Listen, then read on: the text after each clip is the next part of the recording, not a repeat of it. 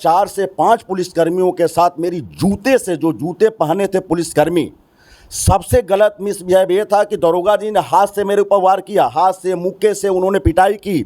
लेकिन जो जूते पहने हुए थे पुलिसकर्मी, जूते से जब मैं नीचे गिरा हूं तो मेरे छाती के ऊपर, पेट के ऊपर, घुटने के ऊपर उन्होंने वार ताबड़तोड़ हमारे ऊपर वार किया है। दरोगा जी ने ऐसे मेरे कैप को उतार करके और ऐसे नीचे रख करके और जूते से ऐसे उन्होंने पैर से जो कि रौंद दिया मेरे कैप को। यूपी पुलिस एक फौजी का इनकाउंटर करेगी? हम तो कोई अपराधी तो हैं नहीं। सबसे पहले उन्होंने वार मेरे नाक के ऊपर किया है, सर के ऊपर किया है, मेरे नाक से और मुंह से ब्लड आने लगा। आज हम बहुत दुखी होकर के ये वीडियो बना रहे हैं और इस वीडियो को बनाने का उद्देश्य ये है कि हमारे देश की कोने कोने से सीमा पर रह कर के सुरक्षा करने वाले सेना के जवानों को यदि पुलिस द्वारा प्रताड़ित किया जाता है और इस तरीके से प्रताड़ित किया जाता है कि जिसका शब्द यदि मैं कह दूंगा, वाक्य यदि आपके कान में डाल दूंगा दोस्तों, तो आपकी रूह कांप जाएगी। मेरे साथ फ्रेम में है, ये एक सैनिक हैं। किस पद पर हैं ये भी हम आपको बताएंगे, इनका परिचय भी हम आपको देंगे। इनके ऊपर एक पुलिस अधिकारी ने मारपीट की और इतनी बुरी तरह मारपीट की और थाना परिसर में इनका सम्मान भी किया। और सम्मान ये किया कि कारगिल युद्ध में लड़ने की वजह से जो इनको सम्मान की कैप मिली हुई थी, उस कैप को जूते से मसल दिया। दोस्तों पूरा किस्सा क्या है हम आपको बताते हैं। परिचय लेते हैं। क्या नाम है सर आप? सर मेरा नाम है रिटायर्ड आर्मी के कैप्टन दिवाकर पांडे। तो आप आर्मी के कैप्टन रहे हैं, तो आपको पुलिस की क्या ज़रूरत पड़ी? जी, मेरे को पुलिस की ज़रूरत पड़ी कि रिटायरमेंट के बाद मैं अपने घर परिवार के साथ अपने पैतृक आवास पे ग्राम पोस्ट ननौरा जिला बलिया में निवासित था। मैं किसी कंप्लेन को लेकर के, किसी शिकायती पत्र को लेकर के मैं गया हुआ था थाने में, नगरा थाने में। तो जब नगरा थाने में मैं पहुंचा हूं तो वहां पर मैं देख रहा हूं कि दोस्तों वीडियो को पूरा देखने से पहले हम आपको एक महत्वपूर्ण सूचना देना चाहेंगे कि यदि आपके बच्चे ने या बच्ची ने 12th पास कर लिया है तो, और यदि आप उसको मेडिकल क्षेत्र में पढ़ाई के लिए आगे भेजना चाहते हैं, तो आप सीधे चले जाइए Shri Nath Baba para medical and nursing college में, जो कि नगरा के उरैनी में स्थित है। और वहाँ जा कर के आप एडमिशन कराएं। निश्चित रूप से आपके बच्चे का भविष्य उज्जवल होगा और 2 से 3 साल के अंदर उसको नौकरी मिल जाएगी, ये बात पक्की है। इस अवसर को अपने हाथ से न जाने दें। बहुत बहुत धन्यवाद। सबसे पहले एसओ साहब के ऑफिस में एक महिला बैठी हुई थी। मतलब एसओ साहब का जो अलग से कैबिन बना हुआ है? जी, उनका ऑफिस है, एसओ ऑफिस है। जब मैं बताया कि मेरे को एसओ साहब से मिलना है, एक शिकायती पत्र देना है, तो गेटमैन ने ये बोला कि आप थोड़ी देर के बाद मिल सकते हैं, एसओ साहब के पास अभी कोई बैठा हुआ है। जब 10 से 15 मिनट हो गए, लगभग 10 मिनट हो गए, तो मैं ऐसे ही दरवाजे के पास गया। मैं बोला, मैं कम इन सर, जय हिंद सर, मैंने बोला है सबसे पहले। तब तक हम देख रहे हैं तो अंदर जो महिला है और एसओ साहब हैं, उनके बीच में नोक झोंक हो रही है।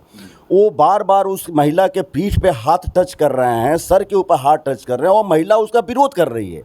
जब इस घटना को, इस सीनरी को जब हमने देखा तो मतलब ये घटना थाना के अंदर और थानेदार साहब के ऑफिस में हो रही थी? जी, जो थानाध्यक्ष महोदय हैं उनके ठीक ऑफिस की ये घटना है।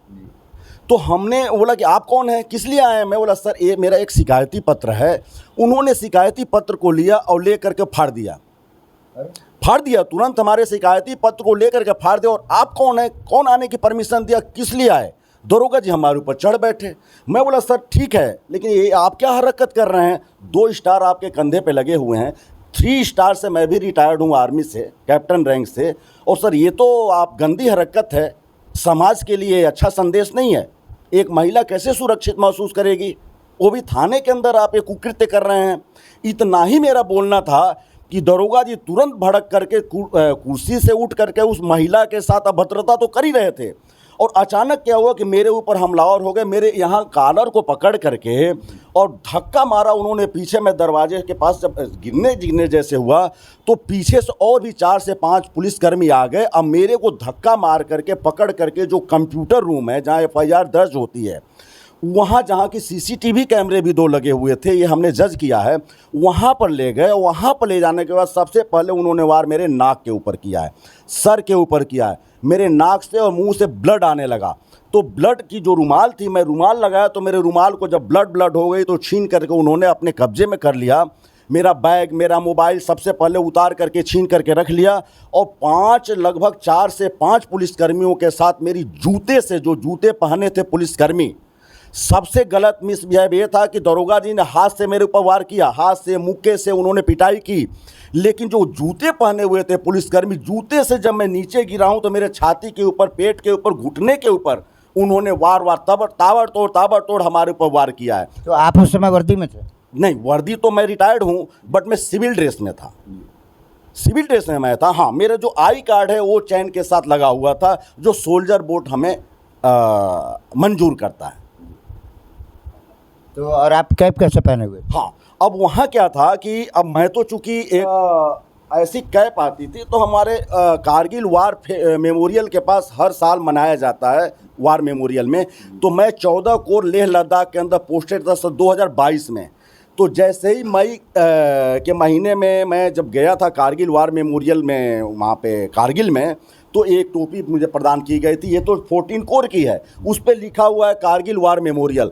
दरोगा जी ने ऐसे मेरे कैप को उतार करके और ऐसे नीचे रख करके और जूते से ऐसे उन्होंने पैर से जो कि रौंद दिया मेरे कैप को। मैंने मिलिट्री की सम्मान की कैप को दरोगा जी ने अपने बूट से रौंद दिया। आखिर आप किस बेस पे ऐसा कह सकते हैं? जी, इस बेस पे कर सकता हूँ कि सबसे पहले तो वहाँ CCTV कैमरे जो रखे हैं उनको खंगाल लिया जाए। क्यों कि अगर वीडियो कोई बनाने की कोशिश किया बाहर से सिविलियन, तुरंत उसका मोबाइल जब्त कर लिया गया, डरा धमका दिया गया। मेरे पास कोई सोर्स था नहीं, मेरा मोबाइल खुद जमा कर लिया गया था, जो ब्लड वाली मेरी रुमाल थी उसको भी जमा कर लिया उन्होंने, और जो CCTV कैमरे हैं वही मेरे लिए एक साक्ष्य है।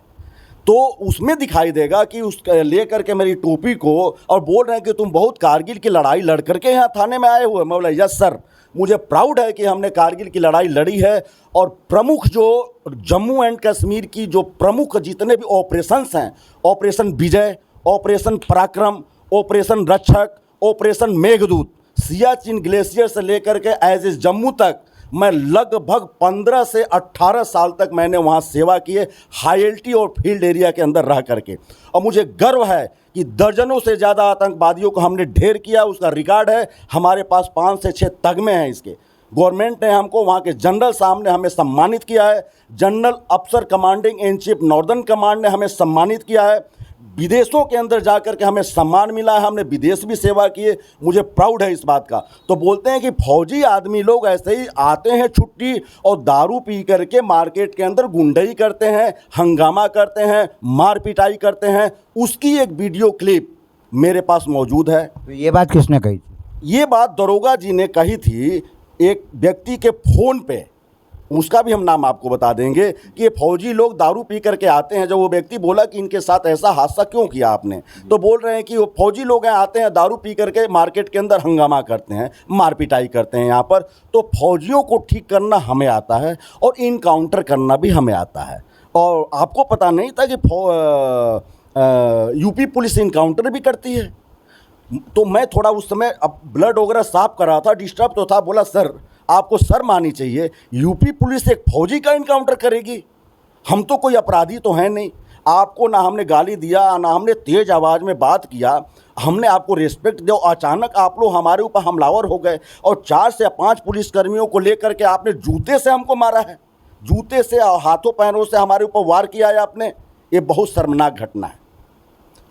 उसके बाद लगभग जो है 10:30 बजे मेरे को ले गए अपने ऑफिस के अंदर, और ऑफिस के अंदर ले जा कर के उन्होंने बोला, देखिए वहाँ पर थोड़ा सा मैं माफ़ी चाहूँगा, चूँकि जाति के उसमें मैं ब्राह्मण हूँ। बोले मैं मिश्रा, एक नायब दरोगा था वो भी मिश्रा, और आप पांडे, यानी ब्राह्मण हैं। हम लोग ब्राह्मण हैं, तो हम लोग ब्राह्मण हैं, तो आपको पता है कि देश में ब्राह्मणों की स्थिति क्या है। मैं बोला ठीक, हमने सुना है इस चीज़ को, आप माफ़ कर दीजिए मेरे को महसूस हुआ है कि हमने बहुत भारी गलती की है, बस इतना ही मैं बोला। ये आपका अक्षम्य अपराध है, सब अपराध मैं माफ़ कर देता, लेकिन जो हमारी कारगिल की टोपी को आपने पैरों से रौंद दिया और आपने सेना के खिलाफ अभद्र टिप्पणी जो आपने किया है और सैनिकों के खिलाफ आपने जो अभद्र टिप्पणी की है, वो माफ़ी के योग्य बिल्कुल ही नहीं है। आपने हमको मारा है, माफ़ कर दिया हमने, गाली दिया माफ़ कर दिया हमने, नाक से मुंह से मेरा ब्लड निकला माफ़ कर दिया हमने, मेडिकल के लिए आपने मना कर दिया माफ़ कर दिया हमने। लेकिन जो हमारे सैनिक और सेना के ऊपर आपने जो उंगली उठाई है, जो आपने अपमानजनक शब्दों का इस्तेमाल किया है, अक्षम्य है और वो अपराध माफ़ करने योग्य नहीं है। आप हमको अभी जो भी करना है कर सकते हैं थाने में, लेकिन कल से अगर मैं बच गया, अगर आपके इनकाउंटर से मैं बच गया, तो कल से मैं आपके खिलाफ ज़रूर आवाज़ उठाऊंगा और मैं इंसाफ जब तक हमें नहीं मिलेगा तब तक मैं चुप नहीं बैठूंगा।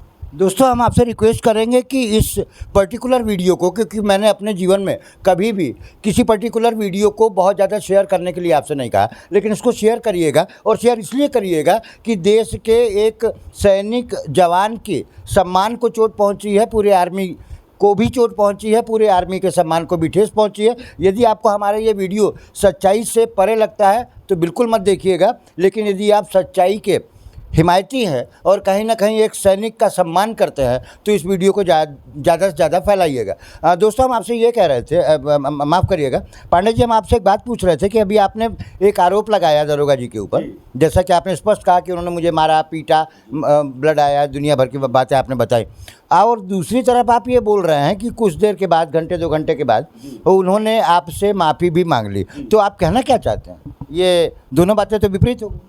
विपरीत ये हो गई। हमको ऐसा लगा है कि जो एसओ अतुल मिश्रा नामक जो थानाध्यक्ष नगरा में हैं, बलिया जिला के नगरा थाने में, शायद साइको पेशेंट हो सकते हैं मेरे हिसाब से। इसलिए हो सकते हैं कि घटना सबसे पहले मेरी ही नहीं है, दर्जनों ऐसी घटनाएं वो कर चुके हैं। आवाज़ उठाने की जुर्रत किसी ने नहीं किया। इनकी दहशत की वजह से, लालच की वजह से, अवैध तरीके से हैंडल करने की वजह से, और हमें ऐसा लगा कि क्राइम करना, अपने ड्यूटी के अलावा प्राइवेटली तौर पे अभद्र व्यवहार करना और तुरंत माफ़ी मांग लेना, उस बहकावे में मैं नहीं आया। तुरंत माफ़ी मांग लेना, ऐसी कई घटनाएं हमें बाद में पता चली हैं। अच्छा, आप इतना गंभीर आरोप लगा रहे हैं थानाध्यक्ष नगरा पर, तो क्या सबूत है आपके पास कि आपके? हाँ बताइए। सबूत आप देखेंगे, सबसे पहले लोग बोलते हैं ना कि तीसरी आंख, सीसीटीवी कैमरे को तीसरी आंख बोली जाती है। अभी हमें ये भी पता चला है सिविल में आने के बाद, हो सकता है वो थानाध्यक्ष बोले कि कैमरा ख़राब था, 2 दिन बैक में बोल दे कि रिपोर्ट दे दो कि कैमरा ख़राब था, ये भी हो सकता है। बट वहाँ पे चेक किया जाए कि आजकल हर थानों में हर सेंसिटिव जगह पे सीसीटीवी कैमरे लगे हुए हैं। एक तो सीसीटीवी कैमरे को खंगाला जाए, पूरे देश के अंदर सार्वजनिक किया जाए कि एक रिटायर्ड आर्मी कैप्टन के साथ क्या व्यवहार जो है कि एक थानाध्यक्ष ने किया है। दूसरा, ये देखिए, कई जगह इसके फोटोग्राफ मेरे पास हैं। जब मैं नगरा प्राथमिक स्वास्थ्य केंद्र में गया अकेले, 1 मिनट, ये दूसरे नंबर की रुमाल है जो बाद में आपने जी। इसका इस्तेमाल किया? जी, एक रुमाल से जब पूरा मेरा ब्लड हो गया, उस रुमाल को मेरे से ज़बरदस्ती खींच करके, अरे ये क्या कर रहे हैं, ये क्या कर रहे हैं, ले करके उन्होंने गायब कर दिया रुमाल को। अब क्या हुआ कि दूसरा रुमाल जो मेरे पास था दूसरे जेब में, एक्चुअल आर्मी के अंदर दोनों जेब में हमारे रुमाल होती है, उसमें से निकाल करके थोड़ा बहुत फिर हमने ब्लड को देखे, ये जगह जगह ब्लड है, ये ब्लड है, ये ब्लड है, इधर भी ब्लड है, ये हो गया आपका, ये ब्लड के निशान है। अच्छा, उसके बाद ये देखिए, मैं इसको मार्क हमने किया है, ये देखिए जो ब्लड रख बच गया था, ये ब्लड के निशान है। अगर कोई संस्था, बायोकेमिकल संस्था चेक करेगी तो ये ब्लड के निशान शायद आपको वहाँ चेक हो जाएंगे कि ब्लड के निशान जो मेरे नाक से और मुंह से ब्लड आए हुए हैं उसके हैं। चलिए, जब इसकी जांच होगी तो ये फॉरेंसिक लैब जाएगी और फॉरेंसिक लैब इसकी जांच करेगी, इसकी पुष्टि हम नहीं कर सकते। ये ब्लड लगे हुए हैं, जो ब्लड बच गए हैं वो हैं, ये ब्लड है, ये देखिए, ये जो है कि ब्लड के निशान हैं जो धूमिल हो रहे हैं, इस पे ब्लड के निशान है। जहाँ जहाँ छींटे पड़े थे, रुमाल हमने आपको दिखा दिया, एक रुमाल उन्होंने जब्त कर लिया। और लास्ट में जब हम थाने से लगभग 10:30 बजे करीब निकले हैं, ये भी मेरा आरोप है कि उन्होंने क्या किया कि मोबाइल के साथ छेड़छाड़ किया है, हमारी प्राइवेसी के साथ छेड़छाड़ किया है। क्या छेड़छाड़? उसमें से निकाल करके बता रहे हैं कि आपका वीडियो है। मैं बोला बिल्कुल मैं एक्सेप्ट कर रहा हूँ कि मेरा वीडियो, क्या वीडियो है, आप सार्वजनिक कीजिए, क्या वीडियो है आप सार्वजनिक कीजिए, कोई क्राइम है तो मतलब हमको पता चल गया कि हमारे मोबाइल को उन्होंने कैसे भी खोला है, तहकीकात किया है और मेरे सामान में भी उन्होंने छेड़छाड़ किया है।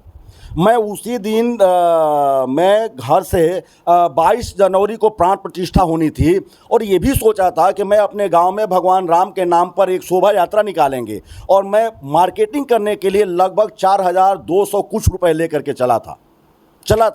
उसके गवाह मेरे पास हैं। वो पूरा का पूरा पैसा उसमें से गायब था। तो ये पैसा उनको कहाँ से मिल गया? किसको? तो पैसा कहाँ गया आपका? पैसा बैग में है ही नहीं। आपका बैग कहाँ था वहाँ पे? मेरा बैग पुलिस ने जब्त कर लिया, बैग जब्त कर लिया। मेरा जो चश्मा था वो चश्मा जब निकाल, टोपी उतारी तो चश्मा निकाल कर फेंक दिया, चश्मा टूट गया। तो चश्मा टूट गया तो पता ही नहीं चला और टोपी तो जो थी वो टूटी गई थी, पैर से उन्होंने रौंद दिया था और तीसरे बैग को उन्होंने वापस किया है। लेकिन मेरी हालात कुछ इस टाइप की थी कि मैं उतना जज नहीं कि जब मैं बलिया 108 नंबर के एम्बुलेंस से रात को 11 बजे नगरा प्राथमिक स्वास्थ्य केंद्र से जिला के स्वास्थ्य केंद्र में जब मैं पहुंचा हूं, तो वहां जब मुझे दूसरे दिन राहत मिली है तो मैं देखा हूं कि मेरे बैग के अंदर जो कि क्या क्या सामान है, तो पैसा बिल्कुल नहीं था मेरे पास। जो खुदरे पैसे थे 34 या 35 रुपये सिक्के, वो सिर्फ बचे हुए। तो आपका ये भी आरोप है कि वो पैसा जो है पुलिस वालों ने गायब कर दिया और सबका गायब करते होंगे। ऐसी घटना वो लोग करते होंगे, मैं बिल्कुल यकीन। अच्छा, आपका इलाज पुलिस ने कराया या आपने खुद ने एम्बुलेंस बुलवाई और आप जिला अस्पताल बता रहा हूँ, मेरी हालात कुछ इस टाइप की थी कि मेरा बीपी भी ज़्यादा बढ़ गया था और ब्लड भी नाक से आ रहा था, मुंह से भी ब्लड आ रहा था, मेरे घुटने से चला नहीं जा रहा था, फ्रैक्चर भी है, चेस्ट में भी फ्रैक्चर है, चेस्ट से भी सही बैठा नहीं जा रहा था। लिहाजा प्राथमिक स्वास्थ्य के नगरा ने तुरंत कॉल किया 108 नंबर एम्बुलेंस को और 108 नंबर की गाड़ी मेरे को लेकर के रात को लगभग 11:30 बजे बलिया जिला के स्वास्थ्य केंद्र पर पहुंची है। इमरजेंसी में दिखा करके मुझे ट्रीटमेंट किया गया। उसके बाद लगभग 1.5-2 महीने तक मैंने ट्रीटमेंट लिया है और अभी भी मैं ट्रीटमेंट ले रहा हूं क्योंकि मेरा मेडिकल नहीं होने दिया गया। पुलिस ने मेरा मेडिकल कराया ही नहीं। और जब इस चीज़ का इत्तला जब हमने एसपी साहब को किया है, एसपी साहब ने भी कोई हमारी मदद नहीं की। सीओ फहीम कुरैशी साहब जो रचना में बैठते हैं, उन्होंने भी कोई मदद नहीं की। उन्होंने यही बोला कि सीसीटीवी कैमरे की रिपोर्ट हम कल मंगाते हैं। आज लगभग 3 से 3.5 महीने हो गए, सीसीटीवी कैमरे की रिपोर्ट आज तक नहीं आई। किसी का कॉल रिपोर्ट मेरे पास नहीं आया। क्या हम आपको दिखाएं कुछ डॉक्यूमेंट्स प्लीज़? सबसे पहला जो है कि कंप्लेन हमने किया रचना क्षेत्राधिकारी सीओ फहीम कुरैशी साहब हैं, ये है पहला। दूसरा देखिए, ये है हमारे एसएसपी महोदय, सीनियर सुपरिटेंडेंट ऑफ पुलिस यानी एसपी महोदय, जिनका नाम है देवरंजन वर्मा। उनको हमने एप्लीकेट किया और मिला भी, हमने दोनों लोगों से मिला है। ये देखिए हमने किया है IRGS किया हमने, ये इसका भी कोई रेस्पॉन्स नहीं है। ताज्जुब की बातें हैं देश के अंदर। और ये रहा मुख्यमंत्री जी के लिए एक एप्लीकेशन, कोई इसका कार्रवाई बिल्कुल आज तक एक भी फ़ोन नहीं आया मेरे पास कि आपके साथ क्या घटना हुई है। और ये मेरी मेडिकल रिपोर्ट है, ट्रीटमेंट रिपोर्ट बहुत ज़्यादा हैं अभी। ये हमें फ्रैक्चर केस है। और इसके बाद ये देखिए नगरा प्राथमिक स्वास्थ्य केंद्र का, इसमें सब विवरण है कि नाक पे मुंह से ब्लड आया है, सब चेक हुआ है। ये है पूरे डॉक्यूमेंट्स हमारे पास, कार्रवाई नगण्य है। अब आप कुछ भी पूछ सकते हैं। देखिए दोस्तों, जैसा कि कैप्टन साहब ने बताया कि हमारे साथ ये घटना हुई है, इस घटना पर क्या कहा जाए, मैं तो किंग कर्तव्य विमूढ़ हूँ। न प्लस में कुछ बोल सकता हूँ, न माइनस में कुछ बोल सकता हूँ, क्योंकि दिल दिमाग में इतना क्षोभ है कि इसके ऊपर प्रतिक्रिया व्यक्त करने का अधिकार हम आप पर छोड़ते हैं। आप बताइएगा कमेंट करके कि एक सैनिक के साथ किस तरीके का अत्याचार हुआ है। एक बात और बता दूं दोस्तों मैं आपको कि इस तरीके के 15-16 पीड़ित लोग मुझे मिले हैं जिनको अकारण थाने में पीटा गया है, उसी पुलिस अधिकारी के द्वारा, जिसकी प्रशंसा कैप्टन साहब ने आपसे की। दोस्तों कमेंट में स्पष्ट लिखिएगा कि आप क्या चाहते हैं। मैं हूं हरिओम श्रीवास्तव और आप देख रहे हैं मेरा यूट्यूब चैनल यूनिक न्यूज़ 1। और यदि आप मुझे फेसबुक पे देख रहे हैं तो आप देख रहे हैं यूनिक न्यूज़ 1। बहुत बहुत धन्यवाद।